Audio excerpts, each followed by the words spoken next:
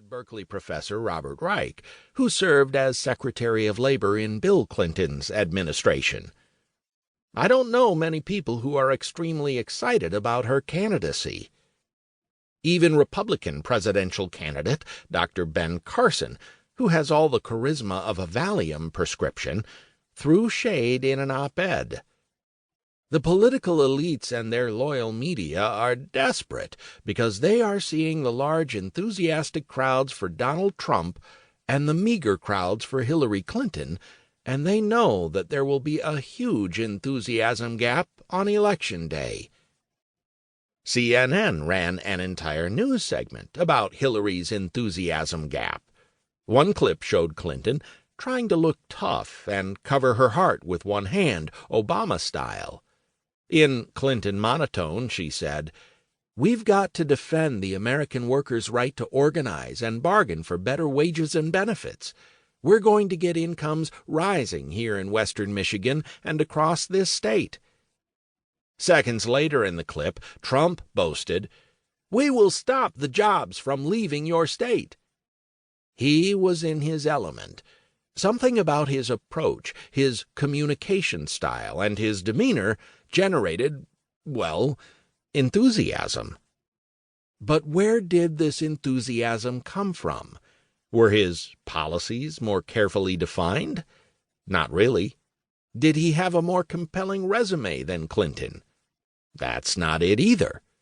So why did one candidate create raving fans and another create an enthusiasm gap? The lesser of two personalities. Polls captured what people do if they had to vote, which they don't. Just over 61% of voting-age Americans went to the polls in 2016. Despite what all polls and data scientists said, the media focused on the personalities of Clinton and Trump. We heard it after every debate. We read about it in the blogosphere. We watched it on every 24-hour news station. She's too robotic. He's too brash. She's too dispassionate. He's too aggressive. While Trump generated enthusiasm, he lacked likability. In fact, a shocking number of Americans disliked the personalities of both candidates. For about 2/3 of Americans, voting against Clinton or Trump was the main reason for supporting their opponent. Many people couldn't bring themselves to vote for their party's candidate. The people who disliked Trump were concerned about his temperament and unpredictability.